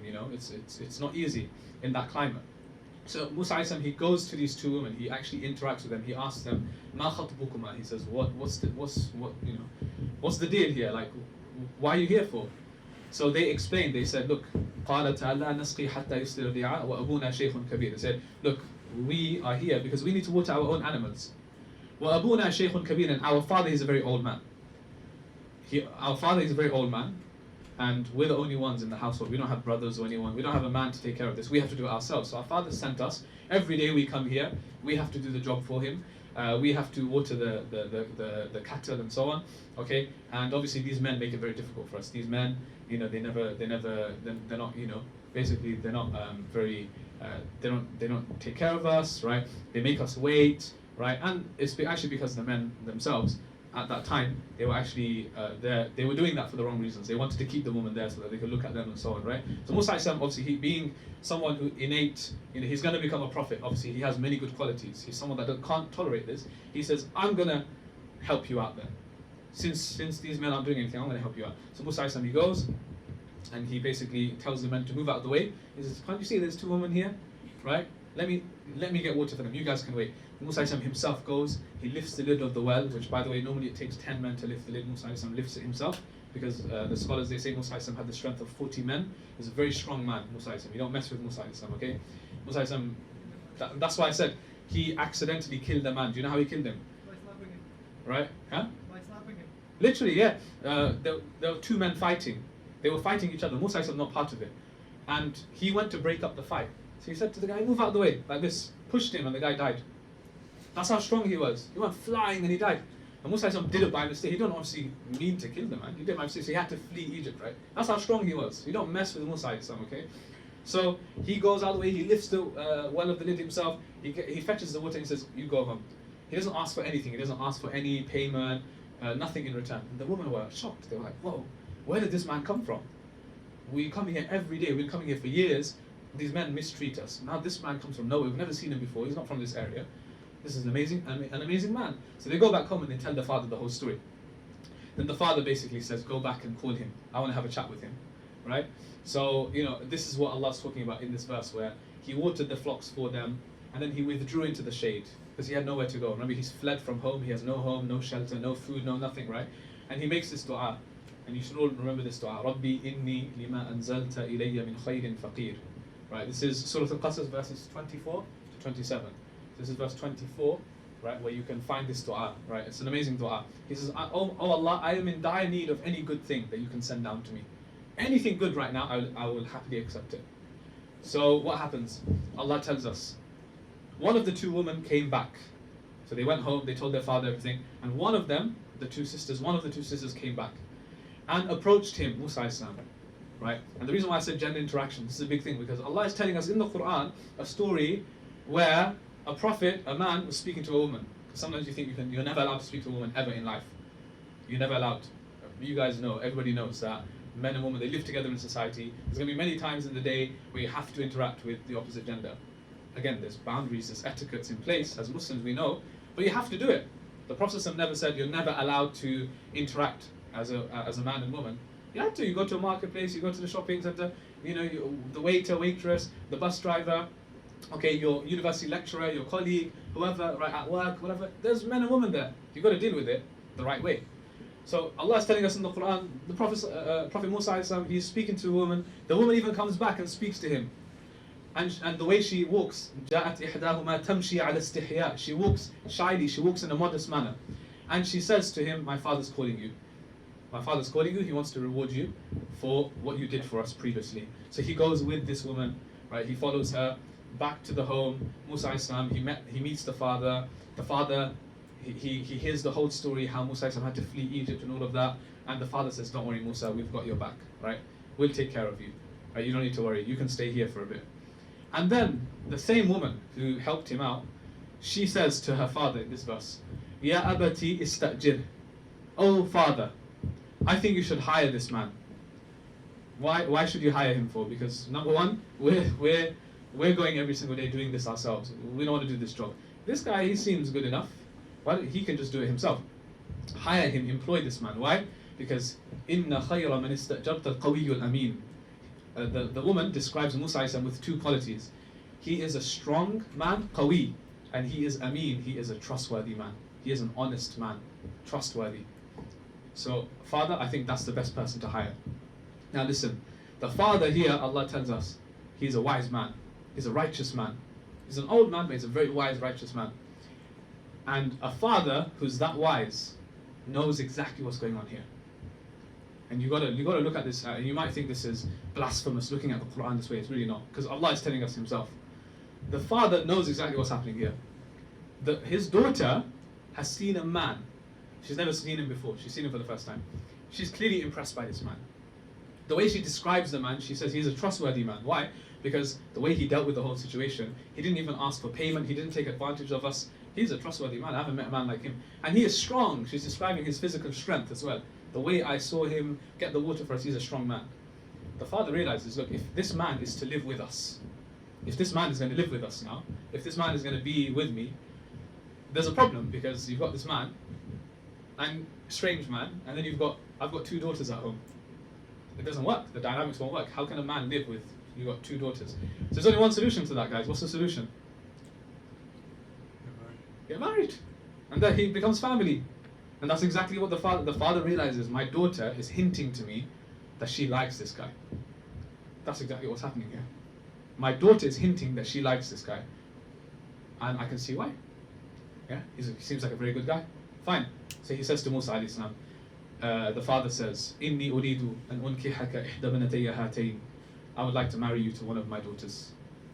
And obviously, which daughter we know specifically, it's the one that said the thing in the first place, right? Ala an ta'jurani thamaniya hijaj, on condition that you work for me, that you serve me for 8 years. 8 years you need to work for me. The thing that my daughters are doing as a shepherd, basically, you need to work as a shepherd. I'll pay you, but you need to work for me. That's the condition for the marriage. If you want to marry my daughter, that's the mahar. You know, you have to pay mahar. The mahar is, you've got to work for me. You don't need to pay me, because Musa didn't have anything to give you. He says mahar, right? And he says, if you complete 10, if you do 10 years, then that's even better, right?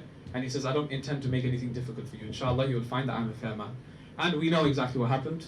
Musa ended up marrying the daughter. He ended up serving and being a shepherd for the next 10 years. And it was after that, after he left the home and he had his own family now, that's when he becomes a prophet. So Musa around this time, he was about 30 years old. And around 10 years later, he's 40. That's when he receives the whole incident of the fire that he sees, and Allah gives him revelation and so on. He becomes a prophet after that. So what do we learn here? There's so many lessons, and I can't go into detail, but I mentioned the lesson about interacting with the opposite gender. He did it in a respectful manner. She did it in a respectful manner. Allah says that the way she approached him, she walked in a shy, modest manner. The way that he spoke to her, it was in a respectful manner. He was honest and trustworthy. Okay? And then the fact that the way that marriage works out. Look, this is a marriage in the Quran. How did it work out? It worked out by 2 people seeing each other, having some feeling for one another, seeing good qualities in one another, approaching in the right manner. The father facilitates, and they get married. It's a really nice, ideal, simplistic way of looking at marriage. Unfortunately, it's not as easy nowadays. It should be, right? But it just shows you that in the Quran we have examples of this. So this isn't like something that we don't know or understand, right? Or have nothing of. So anyway, I wanted to end with. We're not going to go through this, by the way. Unfortunately, we're out of time. Are you ready for marriage? You have to know you're ready for marriage. You need to meet these areas. I'm going to end with this final quote, inshallah, which is that before you start planning your ideal wedding, start planning your ideal marriage. Because most people nowadays, they're planning their wedding for years and years and years. They know which venue, they know what car, they know what cake, they know what dress. Okay, they know everything, but they have no idea the day after the wedding what happens next. Right, so they don't know about the marriage. So the final thing I would say, inshallah, is we've spoken about a lot of things, right? And there's more that we could say, but prepare yourself for marriage before anything else, right? Invest in yourself before you get married. Understand the concept of love and all of these things, right? And don't jump the gun and just marry for the sake of love. Understand that there's many other areas: compatibility, family, values, and all of these things, right? And really think things through and approach things the right way. Don't do things the way that is not mandated by Sharia, by Islamic law. Do things the right way, and you'll be blessed in the marriage. But the main thing is, inshallah, is to invest in yourself. Learn, educate yourself before you get married. Don't wait until you get married and then start thinking about, what do I do with this? What about kids? What about family? What about in-laws? What about this and that? Have all of those conversations before, right? Inshallah, we can have more conversations about this another time, but we have run out of time. And if there is any time Q&A, we can do Q&A. But we are running a bit over. But if you want to do Q&A, inshallah, we can entertain a couple of questions. And yeah, are there any? How are we doing this? Are we just gonna Oh, is there a like a? So, Assalamu alaikum everyone. Sure. Obviously, I know sometimes you can ask questions and want to keep it anonymous. So if the brothers and sisters check their group chats, we have sent a VVOX code where you can write all your questions and it'll be anonymous and no one's going to know anything. And then Ustadh can answer that as well, inshallah. So please check the brothers ISOC group chats for the VVOX code and use that link to ask questions. Yeah, we'll have like maximum 5-10 minutes quick fire Q&A, inshallah.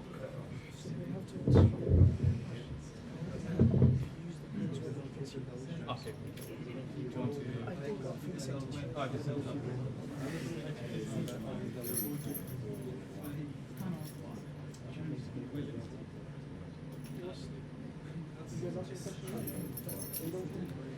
don't want to. Some of them will just ask. Okay.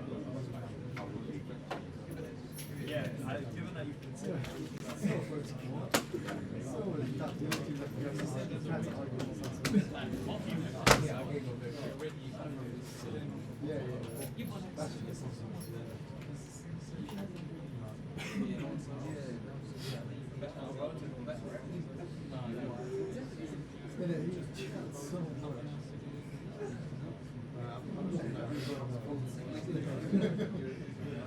First question. But then how can you imagine marry them? You only like because there's a restriction. Like you can't see one girl at one time and see again. Someone that you'd be seeing on every day. Like you see on one. Okay, cool. So while we're doing that, I'm just going to start answering. So if anybody does have questions, there's a couple that came on the phone, which I can look at, inshallah. And there's some people that are going to ask directly. So yeah, let's just ask with the guys who wanna, and then we'll see if some are similar. So I think there's a, go here, yeah. How long should you like wait as soon as possible from being someone initially or within months it's starting to formal to getting married, ignoring the whole sort of legality of like Yeah. So the getting to know period, basically, yeah. So common question, like how long does the getting to know period last for? Islamically, there's no answer to this, as in like there's no minimum, maximum. Like Sharia-wise, there's nothing like within 6 months, within 2 months, within a day, within whatever, you have to get married. There's nothing like that. As long as you're following whatever guidelines we spoke about, you can carry that on for as long as you need to. But of course, then it comes down to practicality, and it comes down to, for example, one thing that we would definitely say is that don't leave it too long either, because what it leads to is the more you think about it, the more you're going to overthink, procrastinate, and then you're going to start looking at other options and say, oh, but what if I married this person instead? Shaitan's going to come and put too many things. So there's not, like, I know people that, like I said, I know a friend of mine, very close friend of mine, mashallah, he's been married for 15, 20 years now. He met his wife on, first time on a Tuesday, and I think nikah was done by Friday or something like that, right? So within 3-4 days. I know people like that. I know people who, took their time, a few months, maybe even a year went by, and they did that. So it depends really on your situation. But what we would say is, do what you need to do, get what you need to get out of it. And the best thing to do is before you enter, like you said, before you enter the phase of getting to know someone, is know exactly what you need to know about them. Because a lot of people, when they get to that stage, then they're like, right, I don't know what to ask. So instead I'll ask questions like, so what's your favorite food and what's your favorite color? That's not questions you need to ask at that stage. Like, you can ask that later. That's not going to help in marriage. You need to have a list of questions. Obviously, it doesn't mean that, again, some people take it literally. They go to the talk with a piece of paper. Right, question 1 for you is, it's not an apprentice, Alan Sugar's firing you or something. Yeah, you don't go and do that. Just keep it natural, keep it organic, but just know, like, do your research beforehand that this is important to me. So you want to ask questions about them spiritually. You want to ask questions about what their, what their ambitions may be. Right, you want to ask questions about their family. And certain things about their personality, maybe that's important to you. You want to ask about, like, okay, how do you deal with anger? When you get angry, what do you do? How do you respond? How do you react in that situation, right? Things like that, you want to know exactly when you go into it. If you do your research and I guarantee you, within, I would say, a couple of months, 3-4 months, you know exactly what you need from that person. You've got it, and you don't need to delay any further. If you would know, either I go forward or I don't go ahead. But it requires a bit of research before you do it. Yeah? Any other questions? Yes, at the back. I'll come to you afterwards, inshallah. Yeah. Yes, bro. Barakallahu feekum. Alhamdulillah. You spoke about love at the beginning of your Yeah. presentation, and you described it as a sort of fine line, thing that has a kind of like shelf life. Yeah. What's your opinion or your advice for someone who's married or unmarried, whether they intend to marry someone or not, in terms of how they prioritize their love for Allah and the Messenger and for themselves and their family and their partner? Right. And also, what would you say about marrying for an Islamic foundation and loving the person you marry for the sake of Allah? Right, excellent. Very good question. So this is where, if I could elaborate further, we would go on eventually to then speak about the best and strongest type of love is loving for the sake of Allah. What we're being taught is that the romantic love is the strongest love. That's not the strongest love. The strongest love is loving someone, something for the sake of Allah. And a lot of people don't know what that means.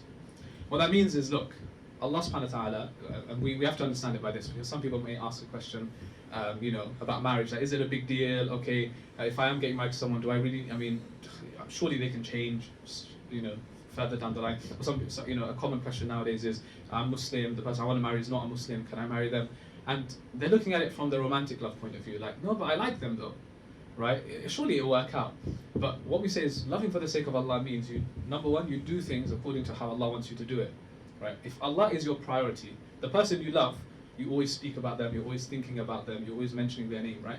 If Allah is your love, if you love Allah, then that means you're remembering Allah often. Allah comes first. So everything that you do in life, it has to be because we were created for a reason, right? We were created for a reason. We have to follow the laws and abide by the laws of Allah. So similarly with marriage, marriage is not just a relationship that you enter into, it's a contract between two people. No, you have to think of marriage as, this is something, yes, in my personal life, it's a great milestone, you get married, everybody celebrates, but this is the next chapter in my spiritual life. Like, my partner is going to have a huge bearing on me spiritually. If I marry, just like if you have a bad friend, it's going to affect you. If you marry someone who's not good, that's going to affect you, no matter how pure you are. And likewise, if you marry someone that's very good, that's gonna help you grow, it's gonna help them grow. That's why we say it's nisfat deen, it's half of your deen. Half of your faith is completed when you marry someone. That's how big of a deal it is. So you have to think of marriage like that. That's the prioritizing, right? And then loving for the sake of Allah means that you think of Allah first, even before that person. That's a very difficult thing to do, right? So you think, okay, I'm a guy, I love my wife, 100% I love my wife, okay? But why do I love her? I love her because you think of Allah now. Allah wants me to love her. And the more I do for her and the more I serve her, the more that Allah is going to reward me, the more Allah is going to bless our marriage. You're putting Allah first. And that's a game changer in marriage. I'll tell you why. Because a lot of times, especially when it comes to the problems, the lows in marriage, the issues in marriage, a lot of people can't handle it. Because they're used to being in a state of perpetual, love and feelings and so on. So when it comes to the lows, they don't know how to deal with it because they're like, oh, I don't love you anymore. But that's not, if Allah is your first love, if you love her or him for the sake of Allah, then you would know, fine, there's a problem. Fine, there's an issue here. But, right, Allah wants me to deal with it in a certain way. For example, you're both being stubborn. I'm just going to give you an example and end here. You're both being stubborn. The other person is not apologizing to the other, which is a common thing in marriage, right? You've upset each other, you're waiting for them to apologize, they're waiting for you to apologize. Now, if you love them for the sake of Allah, what would you do? You would basically crush your own ego and take the step and apologize and say, you know what, I'm sorry, I made a mistake. That's the worst thing you could possibly do in that case. For most people, they think it's the worst thing because they think, oh, I'm a man, and a man never bows down. Right? A man never submits. She got to come to me, and she's thinking, I'm a woman. He doesn't respect me, love me. He's not even humble enough to come and say sorry. Both of you are thinking the same thing. Both of you are like, you need to say. If you love her for the sake of Allah, him for the sake of Allah, you're going to take the step and say, you know what, I'm sorry, I made a mistake. Can we make things up? But if you're both being stubborn and you love each other because of the Hollywood love, you're going to be stuck. It's a stalemate. Love for the sake of Allah, you're going to do whatever pleases Allah. You're going to think about that. Allah is going to be pleased if I do this. Allah is going to bless if I do this. Alhamdulillah, that's going to work out. So yeah, love for the sake of Allah is the strongest type of love. We could elaborate and talk about it further, but that is very important to understand, inshallah. Any other questions? There's loads, by the way, that have come through here. I want to come to the brother here, yeah. Any from the sisters, by the way? Yeah, go on. We'll come back to it. What advice would you give to those that don't have contract with the family because there might be a revert or Right. they come from an abusive family, so it would make it difficult for them in the marriage process? Yeah. Okay, good question. So people who don't have family involved or reverts or whatever it might be, not just reverts, even born Muslims, they just don't have that relationship with their families, toxic family, whatever. Two things I'd say. Number one is that you have to approach this case by case. So what I mean by that is, I can't give you the answer to this because every case is unique, isn't it? Right? So we have to treat this case by case, and there's not one answer. The second thing is, in this case, what you have to do is involve, if possible now, if it's not family, then at the very minimum, involve a religious figure, for example, a local imam, a teacher, someone like that. Because even the Prophet said, if a woman, for example, normally requires a wali like a guardian, like her father or someone like that, right? In the case where a woman doesn't have a wali, he says the qadi, or the religious figure, becomes her wali. Does that make sense? So even whether we're talking about riba, whether we're talking about someone who doesn't have a connection with the father, whatever, the religious figure takes over. If it's legitimate, obviously. If it's just like, I had an argument with my father or something, and you could do something about it. If it's like a serious situation where actually your father's not in the picture, family not in the picture or something, you bring the religious figure into it, and they will take care of it. Obviously it has to be someone trusted, someone noble, trustworthy. You can't just bring anybody into the picture. You can't just go on YouTube and Mufti Menk, hey, can you come do my nikah? Obviously, if he does, that's great. So it should be someone that that knows you, right? Not just someone that is just things. So someone that you trust, someone that knows you, someone that knows your circumstances. Get them involved, and they can do it for you. Even in hadith, we know this. They can resolve everything for you, and they can be that support system and that person that you rely on in that case. But like I said, case by case, we have to judge it by, inshallah. Okay, I'm going to quickly read through some of these questions, inshallah, a few more minutes. Okay, there's questions about istikhara, right? Istikhara is a big one. By the way, let me just mention, istikhara is not it's not the marriage prayer. People only pray istikhara when it comes to marriage. Istikhara is for every important thing in your life, okay? But yes, marriage is one of the most important things you're going to do, right? So istikhara, you don't feel like you're ready for marriage, you do istikhara again for the same person, right? Do you have to stick to your initial decision? No. You can change your decision. Just because you did istikhara once and then you felt like, no, and then you did it later on in life and then you feel like, yes, you can change your decision. That's not a problem, right? Sometimes it's not about making the right decision, sometimes it's just about doing it at the right time. It's not about the outcome. A lot of times it's about what? It's about doing it at the right time. Sometimes Allah doesn't want you to do something now, He wants you to do it later. He doesn't want you to have that job now, He doesn't want you to get married now, He wants you to do it later. So sometimes istikhara, you're doing it and it's not working out at that time. That doesn't mean it's no forever. It could be that later on that option opens up. It's up to Allah. So istikhara wise, you keep repeating it. Istikhara is not a one-off prayer, by the way. You can repeat it as many times as you want. It's not just 7 days or 14 days. You can do it for a whole year if you want. It's not a problem. Okay. Okay. Talaq means end of marriage 3 times. So is the relationship haram after that? Yes, basically you're separated. You're considered strangers after. If obviously you do it the right way, of course. Yeah. Is it best to avoid Muslim dating apps, right? Muzmatch and all of these things. My personal view on this is, obviously if you can avoid, you avoid, isn't it? Right? But if you can't avoid, personally for me, and this might sound controversial, I don't have a problem per se, and I want you to listen to me carefully, don't jump the gun here. I don't have a problem per se with Muzmatch or any app out there. I tell you why. Because for me, it's like any social media app. Any social media app, which is that you can use Instagram or whatever to do something good, you can do it for something bad. If you have the right intention for marriage, your family are involved, your family are looking for you, right? And you might even discuss with them that, can I look into this option of going online and thing. Nobody's saying that you go on there, you start chatting to different girls, you start swiping left, right, everywhere, right? Nobody's saying that. I'm saying if you do it with the right intention, you're serious about getting married, and you find someone on there, and then you go about the right way, like as in you flag it up. The way that you see someone at the workplace that you like, it's just the same thing, it's just digital. Nowadays it's just digital. Same thing, you ask your family or whatever, can I go down this route, right? And they give permission, and both sides are on board for me personally, I just see it as it's just facilitated through a digital app. I have no issue with that if it's done the right way. Now, are there many horror stories from Muzmatch and whatever apps? There's many horror stories. So many people that abuse it because they don't have the right intention. They're on there because they want to date, they want to hook up, they want to do all these random stuff. They're not serious about marriage. So don't judge it by that. Judge it by, I have close friends of mine even. I know people that got married through Muzmatch. They did it the right way. They didn't mess about. They didn't mess about with each other. They had families involved the whole way. And they ended up getting married. It just so happened that the medium was an app. That's all. So that's my personal view. You can disagree with that. And if you want to avoid it, no problem, avoid it. If you feel like that's better to avoid. If you want to just leave it to family, go through a standard route of family recommending or friends recommending, not a problem. I don't have an issue with either. I'm just saying, broaden your horizons is not a problem. As long as you're doing everything the right way. Follow the etiquettes, inshallah, the guidelines, and there shouldn't be a problem. Okay? Any other questions from anyone? Yeah?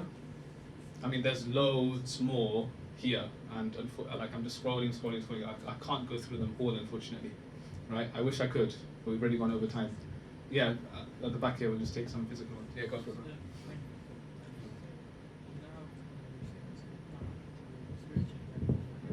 Yeah.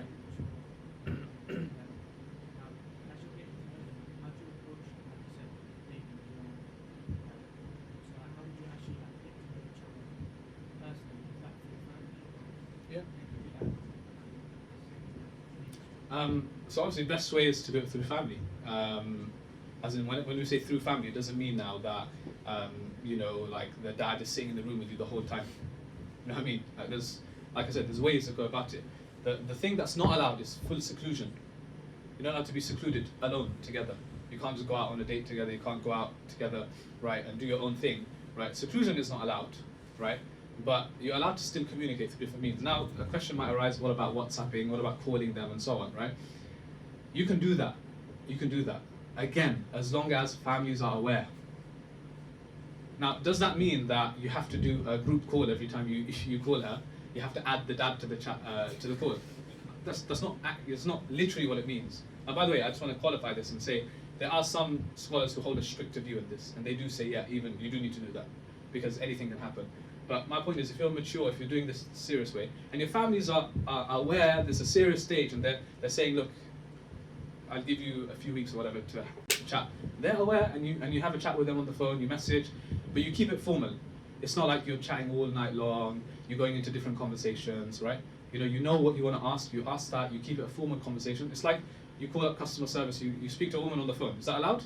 It's allowed because there's a need for it. In marriage, if there's a need for it, you want to have a chat, bismillah, have that chat, and then put the phone down. So for me, it's not a problem. You get to know them with the right way, basically. Hope that makes sense. Yes. Yes, right. No worries. So, there's a hadith that says that a woman can be married for 4 things. Yeah. Yeah. 4 things. Do you mind mentioning those 4 things, and does it work for both genders? And how do we separate between Yeah. religious reasons of getting married and women's need for material reasons? Yes, 100% it works for both genders. It's only because the hadith the context is the Prophet was addressing men at the time, right? But it works both ways. So a woman is married for 4 things, right? Li maliha, li hasabiha, jamaliha, wa diniha, right? She's married for, and by the way, this hadith, it doesn't mean that you marry her for one of these 4 things. It means that usually you look at these 4 areas, generally speaking, right? You look at a woman's lineage, family, lineage, okay, background. You look at her financial status, wealth, job, everything falls under that. You look at her looks, jamal, beauty. And the Prophet said, you look at her deen, her religiosity. And then he ends the hadith by saying, فَضْفَضْ لِذَاتِ الدِّينِ تَرِبَتْ يَدَاكِ. He says, hold on and make sure you prioritize the deen. May you be blessed. So he gives you 4 and he says, which one's the most important? Even though deen is mentioned last, he says that's the most important. So what we understand from that is, generally that's what you look at. In compatibility, you look at a person's family, number 1. Now that doesn't mean that just because they're not from the same village from you back home, that the marriage is not going to work out. It means look at their family, look at the family values, look at the way the family dynamics are, and so on. If the family is good, a lot of times the person is good. There could be, I'm being generalizing here, but a lot of times the family is good, the dynamics are good. Okay, even if the family, even if we don't go from that perspective, what we're saying is sometimes you marry someone ignoring the family. saying, no, the family's not a problem. I'm just going to marry you. We'll do our own life. And then you get married and you realize the family are very much involved. You're stuck now, and you're like, I don't even like your family. Well, you should have thought about that. That's a legitimate reason, by the way, to say no to someone proposal. If the family is not a good family, or you don't get along with them, just because you don't get along with that person is a legitimate reason to say, you know what, I don't think it's going to work, because I understand you love your mother, your father, your siblings. If I don't have that relationship with them, right, and if I think this of them, then I'm sorry, it's not going to work. So you understand, family, wealth, financial background, that's important as well. We understand nowadays you need to have a job, you need to, especially in the West, right? Beauty, attraction, I already spoke about that. And the deen, what does deen mean? I'm going to end with this, right? Deen does not necessarily mean nowadays what we think artificially. Deen means that you have a beard, you're a man of deen. A woman wears hijab, she's a woman of deen, right? That is good, that is excellent if you do that, right? But the Prophet was not talking about deen just the way you look. He's talking about deen holistically speaking, religiosity, right? Which means that spiritually, where is this person at? Right now, you can have a beard, but you could have anger issues. You could be, your character could be filthy, right? Just because you look a certain way. This person you're married needs to be a person of good character, upright. The reason why Khadija radiallahu anha proposed to the Prophet because he was known as Al-Amin, Sadiq Al-Amin. He was known as a trustworthy, honest man. That's why. Ignoring everything else, the main thing was that. So you want to look at that person. Are they a good? What's their character like? What's their conduct like? How do they deal with people? How do they deal with their family? Right? Are they a person of good character? If they are, that's the broader and good understanding of deen. Do you know why? Because deen spills into all areas of your life. If you're not practicing the deen, nowadays what does practicing mean? This, mashallah, practicing brother, practicing sister, it means you pray 5 times a day. I disagree with that entirely. I completely disagree with that definition of practicing. That is not a practicing brother or sister. That is fulfilling your obligation. Every Muslim has to pray 5 times a day. You ain't got a choice. If you don't do it, that's your struggle between you and Allah. But you ain't got a choice, you have to pray. Practicing means that you are actually abiding by the Quran and the Sunnah, the example of our Prophet in every area of your life. So just because you pray and you tick the box every day, I pray Allah Akbar, Allah Akbar, Allah Akbar, you're practicing all of a sudden, and then you go home and you mistreat your wife, you don't have to speak to people, you've got anger issues, you've got this, that, it trickles into every area. If you are a good person all around, then inshallah we say this is a good person to marry. So I hope that answers the question, inshallah. That's the most important thing you're going to look at that individual. We'll take one last question from this, inshallah, yeah? What's your thoughts on Married couples living separately, what's the context though? Like why? They get married young and then they decide to move in later? Is that the context? Yeah. So if it's generically married couples living separately, obviously that's never a good thing. You have to live together. That's the whole purpose, in fact, right, of marriage. Allah says that you live together in peace, in sukoon, in tranquility, right? So you live together harmoniously. That's the whole point of marriage. It's unhealthy to live together separate, because that's where communication problems happen, isn't it? That's where it occurs. You're speaking to each other, messaging or calling every single day, and then you start having arguments because you're not seeing each other. But if it's the case of you get married young, you're still a student, he's still a student, right? And you decide, let's get nikah done, right? And then let's move in later. Again, personally, I don't see a huge issue with that.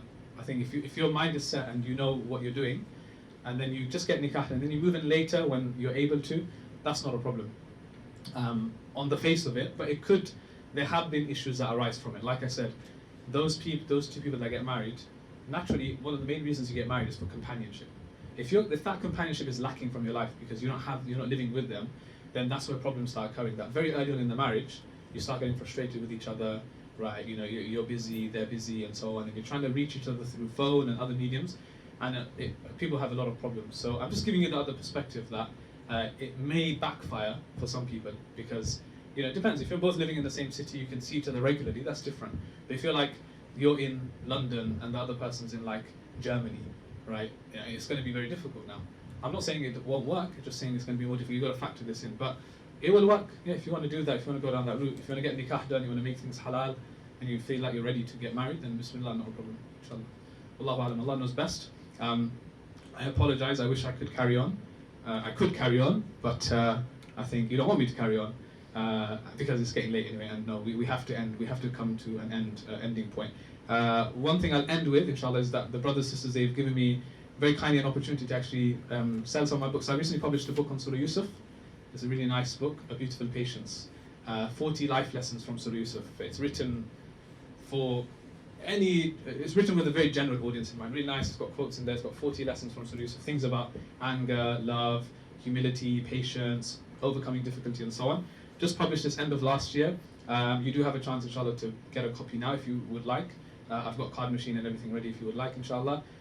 It's a really nice gift if you want to gift it to someone as well, with Ramadan and all of that coming up. If you're getting married, then you can gift it to someone that you like. But anyway, Jazakumullah khair. I'm going to be here if you want to get a copy of the book, inshallah. And if you want to see me afterwards, I can quickly have a chat with you, no problem. But yeah, Jazakumullah khair, everyone. Thank you so much for the invite. May Allah bless you all in your studies, in your, inshallah, future marriages. May Allah allow you to prosper in all areas of your life. Allah forgive us for any of our shortcomings. If I said anything wrong, if I offended anyone, because of the way I might have spoken bluntly or anything, then please do forgive me. Barakallahu feekum. Assalamu alaikum wa rahmatullah.